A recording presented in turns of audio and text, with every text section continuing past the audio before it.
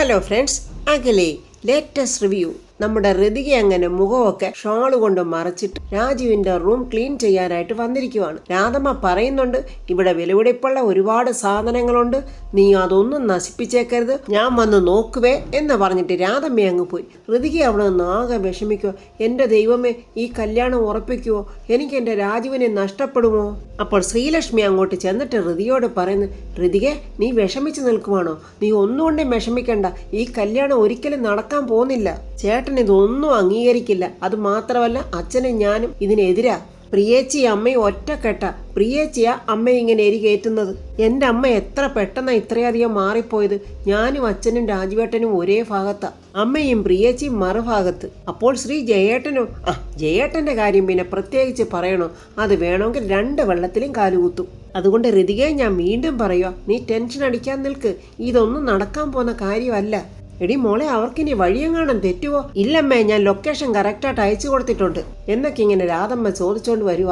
രാധമ്മയുടെയും പ്രിയയുടെയും പൊങ്ങച്ചോ അഹങ്കാരവും ഒക്കെ കണ്ട് വേണുവേട്ടൻ ഇങ്ങനെ ഒന്നും മിണ്ടാതെ എന്ത് പറയണമെന്നറിയാതെ ഇങ്ങനെ വിഷമിച്ചിരിക്കുക. എൻ്റെ അമ്മയൊന്ന് ടെൻഷൻ അടിക്കാതിരിക്കുക, അവരിങ്ങ് എത്തിക്കോളും. അത് ശരിയാ മോളെ, അല്ലെങ്കിൽ ഈ വീട് പ്രശസ്തിയല്ലേ, മുൻമന്ത്രി പ്രതാപവർമ്മയുടെ വീട് ഏതാന്ന് ചോദിച്ചാൽ ആരും പറഞ്ഞു കൊടുക്കും, അങ്ങനെ അവരിങ്ങ് എത്തിക്കോളും എന്നിങ്ങനെ നെകളിപ്പോടെ പറയുവാണ് രാധമ്മ. അമ്മ, പ്രതാപവർമ്മ പണ്ട് സുപ്രസിദ്ധനാണല്ലോ, ഇപ്പൊ വെറും കുപ്രസിദ്ധനല്ലേ എന്നിങ്ങനെ വേണുവേട്ടനെ നോക്കിയാണ് പറയുന്നത്. വേണുവേട്ടൻ അതൊന്നും അങ്ങോട്ട് സഹിക്കുന്നില്ല. പൊങ്ങച്ചോ അഹങ്കാരം തലയ്ക്ക് മുകളിൽ കയറിയ പ്രിയ ഒരു വാക്ക് പറയുവാണ് വേണുവേട്ടനോട്. അച്ഛാ, ഞാനൊരു കാര്യം പറഞ്ഞേക്കാം, പണ്ടത്തെ പ്രതാപവർമ്മയുടെ കൂട്ടുകാരനാണെന്നൊന്നുമേ ഈ വന്നേക്കുന്നവരോടൊന്നും പറഞ്ഞേക്കല്ലേ, വെറുതെ നാണക്കേടുണ്ടാക്കി വെക്കല്ലേ. ദൈവമേ, അല്പനൈശ്വര്യം വർദ്ധിക്കുമ്പോൾ അർദ്ധരാത്രിക്ക് കൊട പിടിക്കുമെന്ന് പറഞ്ഞാൽ ഇത്രയധികം കൊട പിടിക്കുമോ പ്രിയേ? നീയും ക്ഷമിച്ചിട്ട് കാര്യമില്ല. നമ്മുടെ വേണുവേട്ടന് ഒരു ഗർജനം. നിർത്തടി അങ്ങോട്ട്, നീ എന്നെ ഉപദേശിക്കാൻ വന്നിരിക്കുന്നോ? അങ്ങനെ സട കുടഞ്ഞെഴുന്നേക്ക് വേണുവേട്ട, തൻ്റെ ഇടത്തോട്ട് നിൽക്കി, ഈ അമ്മയ്ക്കും മോക്കും കൊടുക്കാനുള്ളതങ്ങ് കൊടുക്ക്.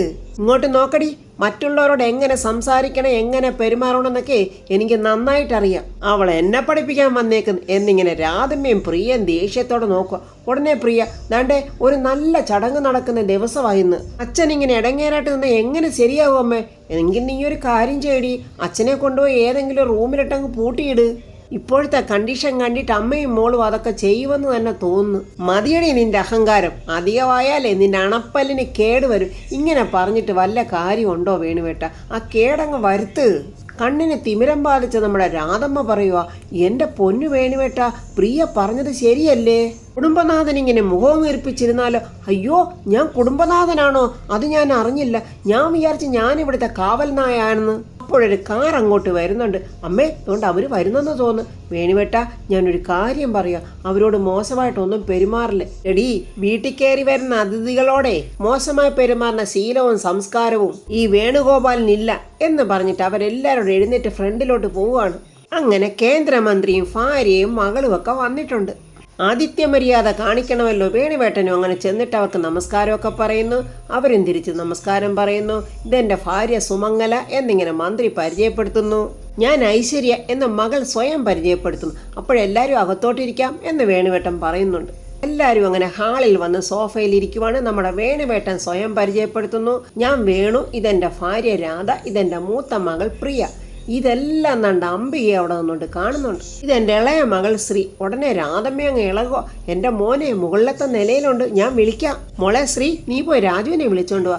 അങ്ങനെ ശ്രീലക്ഷ്മി രാജുവിനെ വിളിക്കാൻ പോകുന്നുണ്ട്. അവിടെ വന്നവരെയൊക്കെ നമ്മുടെ ഋതികയും കണ്ട്, എൻ്റെ ദൈവമേ, ഈ കല്യാണം ഇവർ ഉറപ്പിക്കുവോ? ശ്രീലക്ഷ്മി രാജുവിനെയും വിളിച്ചോണ്ട് വരുന്നു. ഋതിക കണ്ടു. ഋതിക അവിടെ മാറി ഒളിഞ്ഞങ്ങ് നിന്നു. രാധമ്മയോടനെ, ദാണ്ട ഇതാ എൻ്റെ മകൻ രാജു, മോനെ ഇവിടെ ഇരിക്കും. രാജു ഇങ്ങനെ ചിരിക്കണോ കരയണോ വിഷമിക്കണോ എന്താണെന്നറിയാത്ത ഒരു ഭാവത്തിൽ ഇങ്ങനെ ഇരിക്കുവാണ്. അതേ മുഖഭാവം തന്നെയാണ് നമ്മുടെ വേണുവേട്ടനും ശ്രീലക്ഷ്മിക്കും. ഇതിങ്ങനെ രാധമ്മ ശ്രദ്ധിക്കുന്നുണ്ട്. മന്ത്രി അങ്ങോട്ട് സംസാരിക്കാൻ തുടങ്ങി. മിസ്റ്റർ രാജുവിനെ കുറിച്ച് ഞാൻ ഒരുപാട് കേട്ടിട്ടുണ്ട്. വലിയൊരു ബിസിനസ്മാൻ എന്ന നിലയ്ക്കും ഒരു വലിയ ചാരിറ്റി പ്രവർത്തകൻ എന്ന നിലയ്ക്കും സാധാരണ സമ്പാദിക്കുന്ന പലരും ഇങ്ങനെ ദാനശീലമുള്ളവരല്ല. പക്ഷെ രാജു എന്ന ബിസിനസ്സുകാരൻ ഇതിൽ നിന്നെല്ലാം മറിച്ചാണെന്ന് അറിഞ്ഞാൽ വളരെ സന്തോഷമുണ്ട്. മന്ത്രിക്ക് സന്തോഷം ഉണ്ടായിരിക്കും, പക്ഷെ ഇതൊന്നും കേൾക്കുന്ന രാജുവിന് ഒരു സന്തോഷവും തോന്നുന്നില്ല. സാധാരണ കേരളത്തിന്റെ ഒരു സംസ്കാരം അനുസരിച്ച് പെണ്ണിനെ കാണാൻ ചെറുക്കൻ പെണ്ണിന്റെ വീട്ടോട്ട് പോകുന്നതാണ് പതിവ്. പിന്നെന്തിനാണോ താൻ പതിവ് തെറ്റിച്ചത്? കാള പെറ്റൂന്നറിഞ്ഞപ്പോൾ കയറുപെടുത്തോണ്ട് ഓടി ഇങ്ങ് പോരുമായിരുന്നോ? പക്ഷേ ഇവിടെ ചെറുക്കനെ കാണാൻ ഞങ്ങൾ പെണ്ണുമായിട്ട് ഇങ്ങോട്ട് വന്നിരിക്കുവാണ്. രാജു ദേഷ്യത്തോടെ രാധമ്മയെ ഒന്ന് നോക്കുന്നുണ്ട്. ആ അംബിക രാക്ഷസി ഇത് കേട്ടിട്ട് പറയാം, ഇവൻ വേറെ ഒരു പെണ്ണിനെ കല്യാണം കഴിക്കുന്ന കാര്യം ഓർക്കുമ്പോൾ എനിക്കത് വലിയ ഇഷ്ടമുള്ളതാ. ആ ഋതിയെ ഈ രീതിയിൽ എത്തിച്ചിട്ടും അവൾ സമ്പാദിച്ച് കൊണ്ടുവരുന്നത് ഉരുട്ടി വിഴുങ്ങി തിന്നിട്ടും അവളുടെ മനസ്സ് കണ്ടോ? അങ്ങനെ ഋതികയുടെ അർമാദം അങ്ങ് മാറി കിട്ടുമല്ലോ. മന്ത്രി വീണ്ടും പറയുക, ഞങ്ങൾക്ക് രണ്ടുപേർക്കും കൂടി ഒരേ ഒരു മകളാണ്, അത് ഇവള് മാത്രമാ. എംകോം കഴിഞ്ഞ് നിൽക്കുക, ഓസ്ട്രേലിയയിൽ നിന്നാ MBA എടുത്തത്.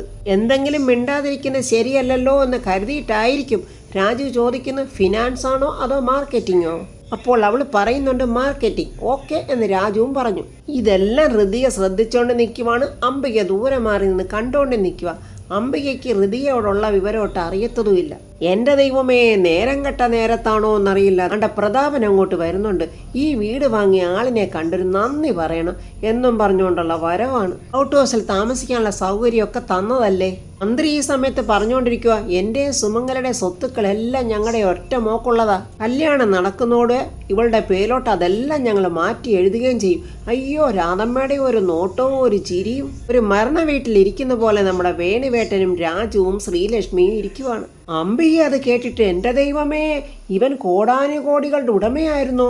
രാധമ്മ പറയുന്നുണ്ട്, ഞങ്ങൾക്ക് അങ്ങനെ വലിയ ഡിമാൻഡൊന്നുമില്ല, അതൊക്കെ നിങ്ങളുടെ മാതാപിതാക്കളുടെ കാര്യമല്ലേ, അതൊക്കെ നിങ്ങൾ അങ്ങ് ചെയ്താൽ മതി. ആ സമയത്ത് പ്രിയ ഇങ്ങനെ രാധമ്മ ചൊരണ്ടിയിട്ട്, അമ്മേ ഡിമാൻഡില്ലെന്ന് പറയല്ലേ, ഉള്ള സ്വത്തുക്കൾ മുഴുക്ക കിട്ടണം. എടി നീ ഒന്ന് മിണ്ടാതിരിക്കടി, അവരത് ശ്രദ്ധിക്കുന്നുണ്ടോ എന്ന് നോക്കിയാണ് രാധമ്മ ചിരിക്കുക. നിങ്ങൾക്ക് പ്രത്യേകിച്ച് എന്തെങ്കിലും പറയാനുണ്ടോ? അയ്യോ ഞങ്ങൾക്കൊന്നുമില്ല, രാധമ്മ പറയുമ്പോൾ മന്ത്രി പറയാ, അല്ല ഇനി വേറൊരു ചടങ്ങുണ്ട്, പെണ്ണും ചെറുക്കനും സംസാരിക്കട്ടെ, അവർക്ക് എന്തെങ്കിലും പറയാനുണ്ടോ എന്ന് അറിയണമല്ലോ. അയ്യോ അത് ശരിയാ, ചെറുക്കനും പെണ്ണും സംസാരിക്കട്ടെ. ദാണ്ട പ്രതാപൻ വീട്ടുമുറ്റത്തെത്തി. പ്രതാപൻ നോക്കുമ്പോൾ കുറച്ചധികം കാറുകളുണ്ട്.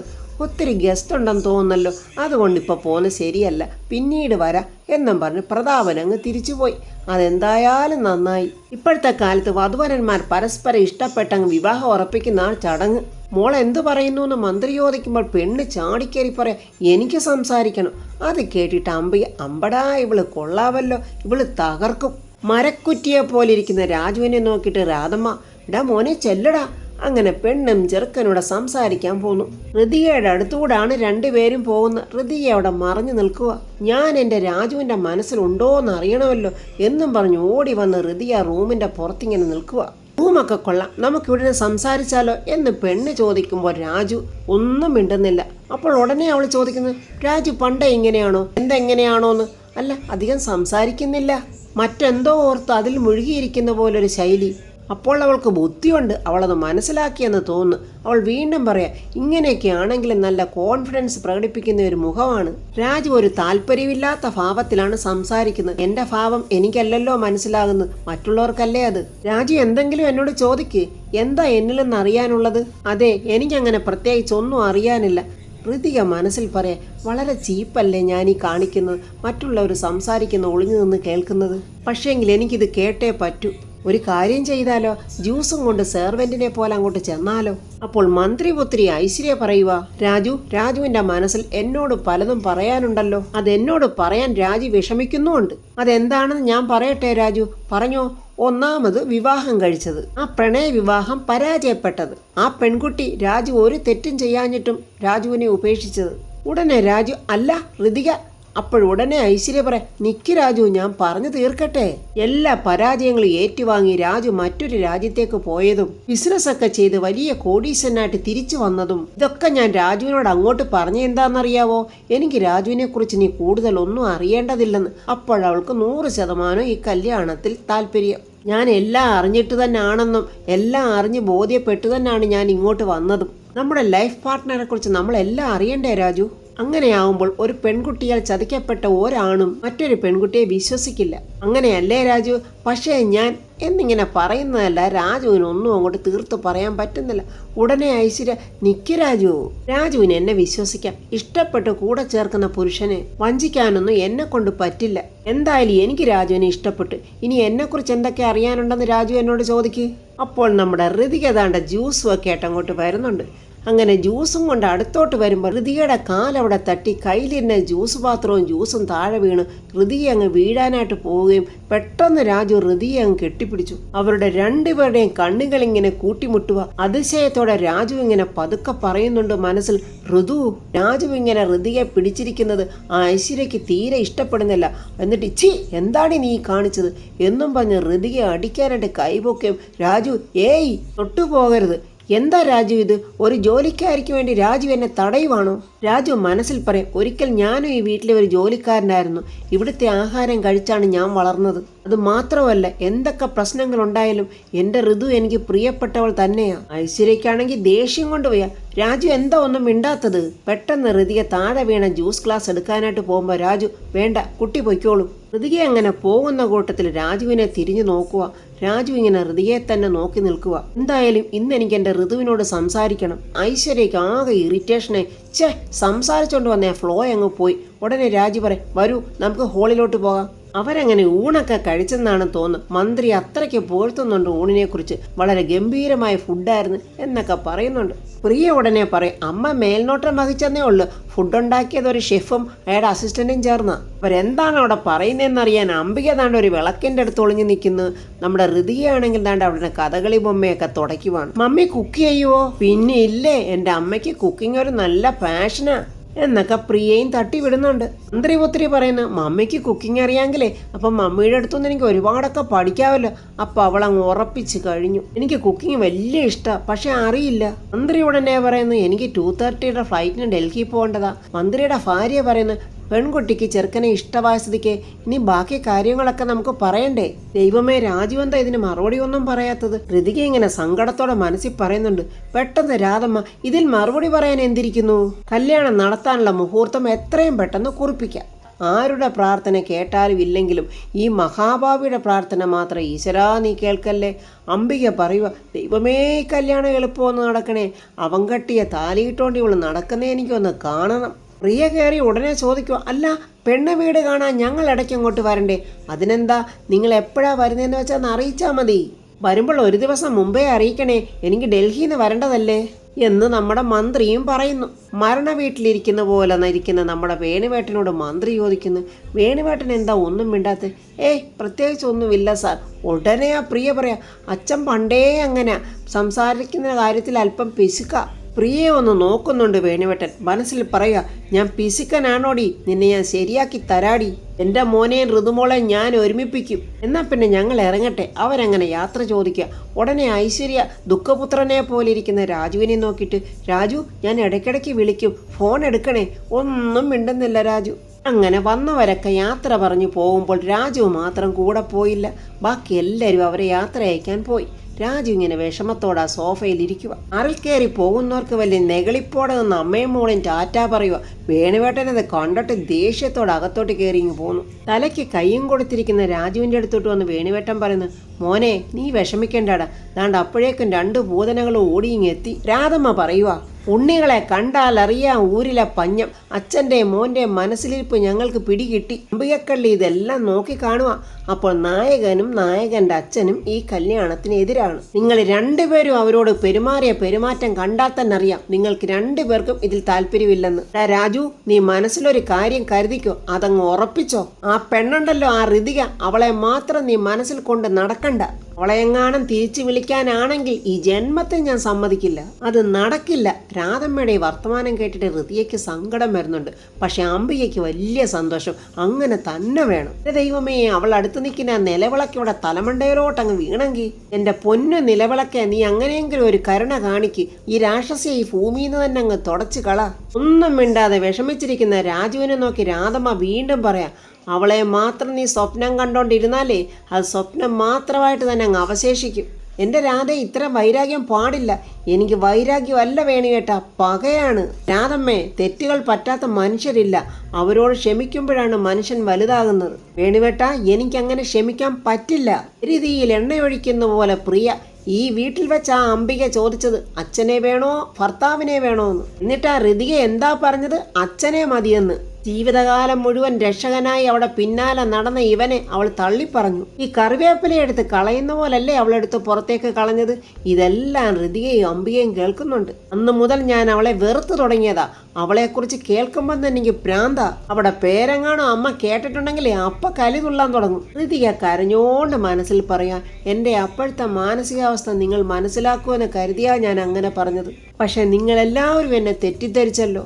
അതുകൊണ്ട് അവസാനമായി ഒരിക്കൽ കൂടി എൻ്റെ മകനോട് ഞാൻ പറയുക, ഇപ്പോൾ ആലോചിച്ച കല്യാണം നടക്കണം. അത് ഈ രാധമ്മ നടത്തിക്കും, പിന്നെ ഞൊട്ടിക്കും. നീ ഇങ്ങോട്ട് വാടി എന്നും പറഞ്ഞ് പ്രിയയും വിളിച്ചോണ്ട് പോവുക രാധമ്മ. രാജുവിനോ വേണുവേട്ടനോ ഇവരോട് എതിർത്തൊന്നും പറയാൻ വയ്യാതെ രണ്ടുപേരും ഇങ്ങനെ മിണ്ടാതിരിക്കുക. രാധമ്മ അങ്ങനെ ജോലിക്ക് വന്നവർക്കൊക്കെ പൈസ കൊടുക്കുക. അംബികയും വന്ന് കൈനീട്ടി നിൽക്കുക. അംബികയ്ക്ക് അറിയില്ലല്ലോ രാധമ്മയ്ക്ക് മനസ്സിലായ കാര്യം. പക്ഷെ രാധമ്മയ്ക്ക് അംബികയെ അറിയാമല്ലോ. പൈസ കൊടുത്തിട്ട് പറയുന്നു, പണിയില്ലാത്ത സമയത്ത് നീ ഇങ്ങ് പോരെ, നിനക്ക് നല്ല പണി ഞാൻ തരാം. നീ ഇനി വരുമ്പോഴേ കുറച്ച് ഷൂ തരാം, അതൊക്കെ ഒന്ന് വൃത്തിയാക്കി പോളിഷ് ചെയ്ത് വെക്കണം, കേട്ടോടി എന്ന് ചോദിക്കുമ്പോൾ അംബിക എന്നും പറഞ്ഞ് മൂളിയിട്ടങ്ങ് പോവാ. അതിനുശേഷം നമ്മുടെ ഋതിക ഇങ്ങനെ പോകുന്ന കണ്ടുകൊണ്ട് രാധമ്മ, ഇടി അവിടെ നിൽക്ക്, നിനക്ക് കാശൊന്നും വേണ്ടേടി, എന്നാ മേടിച്ചോടി. അങ്ങനെ ഋതിക പൈസ മേടിക്കുക. രാധമ്മ പറയുന്നുണ്ട്, പണി ചെയ്താൽ കൂലി കൊടുക്കണം, അതാർക്കാണെങ്കിലും. രാധമ്മയ്ക്ക് ഋതികയെ മനസ്സിലായോ എന്നൊരു സംശയമുണ്ട്. നമ്മുടെ രാജു അവിടെ നിന്നുണ്ട് ഋതിയെക്കുറിച്ച് ചിന്തിക്കുവാണ്. ജ്യൂസ് കൊണ്ടുവന്നപ്പോൾ തട്ടി വീണതും പെട്ടെന്ന് വീഴാതിരിക്കാൻ രാജു കയറി പിടിച്ചതും അതൊക്കെ ഓർത്തിട്ട് രാജു പറയാ, ഇനി വെച്ച് താമസിച്ചുകൂടാ, ഉടനെ തന്നെ ഋതിയെ കണ്ട് സംസാരിക്കണം. അപ്പോൾ ഫ്രണ്ട്സ്, രാജു ഉടനെ തന്നെ ഋതിയെ കാണും. ഋതിക ജീവിക്കുന്നത് തന്നെ രാജുവിന് വേണ്ടിയാണെന്നും അന്നത്തെ സംഭവങ്ങളുടെ സാഹചര്യങ്ങളൊക്കെ അവൾ വിശദീകരിക്കുകയും ചെയ്യും. രാജുവിന് അങ്ങനെ എല്ലാം മനസ്സിലാകുകയും ചെയ്യും. അതിനുശേഷം രാജു എങ്ങനെയാണ് രാധമ്മയോട് ഋതികയുടെ കാര്യത്തെക്കുറിച്ച് സംസാരിക്കുന്നത്, അതിനി വേണുവേട്ടനും രാജുവും ശ്രീലക്ഷ്മിയും ചേർന്ന് എന്തൊക്കെ നാടകം കളിക്കേണ്ടി വരും, ആ പ്രിയ ഇതിന് വല്ലതും സമ്മതിക്കുവോ, രാധമ്മ ഒരു പക്ഷേ സമ്മതിച്ചാൽ പോലും പ്രിയ സമ്മതിക്കില്ല. ഈ രാധമ്മയുടെയും പ്രിയയുടെയും അഹങ്കാരമൊക്കെ ആരൊതുക്കും, എങ്ങനെ ഒതുക്കും എന്നൊക്കെ അറിയാനായി നാളത്തെ റിവ്യൂ കാണാം. എൻ്റെ ഈ റിവ്യൂ ഇഷ്ടപ്പെട്ടാൽ ലൈക്കും കമൻസും, സബ്സ്ക്രൈബ് ചെയ്യാത്തവർ സബ്സ്ക്രൈബ് ചെയ്യണേ.